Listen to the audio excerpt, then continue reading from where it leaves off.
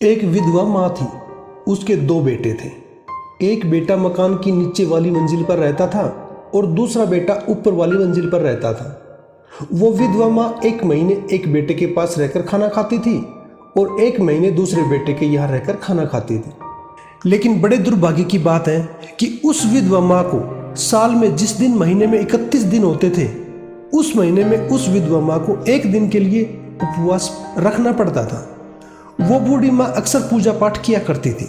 ऐसे में जब भी वो माँ उपवास रखती थी, कभी भी इस बात को दिल से नहीं लगाती थी।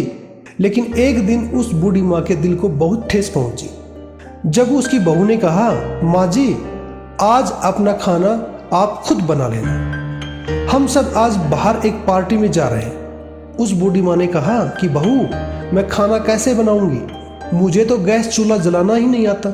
तभी पीछे से उसके बेटे ने कहा, माँ, आज पास वाले मंदिर में भंडारा है, तुम वहीं पर चले जाना और वहीं पर खाना खा लेना, तुम्हें खाना बनाने की जरूरत ही नहीं पड़ेगी। वो विधवा माँ हाँ में सिर हिलाती है और चुपचाप चप्पल पहनकर उस मंदिर की तरफ चल पड़ती है। ये सारी बातें उसका पोता अंश सुन रहा था।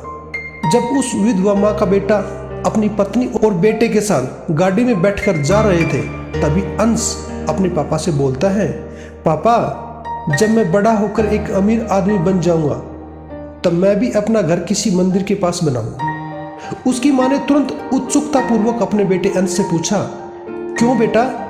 तब उनके बेटे अंश ने जो जवाब दिया उसको सुनकर दोनों का सर शर्म से झुक गया। अपने अंदर ही अंदर आत्मग्लानि करने लगे। उनकी हालत ऐसे हो गई जैसे उनके पैरों तले की जमीन खिसक गई। अंश बोला, मम्मी, जब मेरी शादी हो जाएगी और मुझे भी अपनी पत्नी के साथ किसी पार्टी में जाना होगा, तब आप दोनों भी तो मंदिर में भंडारा खाने जाएंगे और मैं नहीं चाहता कि आपको किसी दूर के मंदिर में भंडारा खाने के लिए जाना पड़े। दोस्तों, जो माँ पूरे 9 महीने तक अपने बच्चे को अपने पेट में पालती है, असहनीय पीड़ा सहकर उसको जन्म देती है, अपने उस कलेजे के टुकड़े का लालन पालन करती है, ना जाने कितनी रातों तक जाकर उसको सुलाती है, खुद गिले में सोकर अपने बच्चे को सूखे में सुलाती है, लेकिन दुख और कष्ट सहन कर उसका पालन करती है। और जब वही बेटा बड़ा होकर बड़ा बन जाता है तो उसको वही माँ जिसने इतने दुख और कष्ट सहन करके उसे पाला है, फिर वही माँ उसको बोझ क्यों लगने लग जाती है। जो बाप दिन रात मेहनत करके अपनी औलाद की परवरिश करता है, वो अपनी संतान के लिए अच्छे कपड़े, अच्छा खाना, अच्छे स्कूल, अच्छी शिक्षा के लिए जी जान लगा देता है। वो अपनी कमाई की एक एक पाई अपने बच्चों की खुशी के लिए खर्च कर देता है ताकि उसकी औलाद बड़े होकर कुछ बन जाए और अपने पैरों पर खड़े हो जाए। लेकिन जब वही माँ बाप बूढ़े हो जाते हैं, तब वही बेटा अपने बूढ़े माँ बाप को 2 जोड़ी कपड़े और 2 वक्त की रोटी देने के लिए क्यों कतराने लग जाता है। दोस्तों, भगवान हर जगह नहीं पहुंच सकते, इसलिए ईश्वर ने माएँ बनाई हैं। माँ के कदमों में स्वर्ग होता है, उसकी तो छाया भी सुख ही देती है। माँ बाप के आशीर्वाद का कवच हमेशा सुरक्षा प्रदान करता है। रूह के रिश्तों की इन गहराइयों को तो देखिए, चोट लगती है हमें और दर्द में तड़पती है माँ। हम अपनी खुशियों में भले ही माँ को भूल जाएं, लेकिन जब भी कभी हमारे जीवन में मुसीबत आती है तो सबसे पहले याद आती है माँ।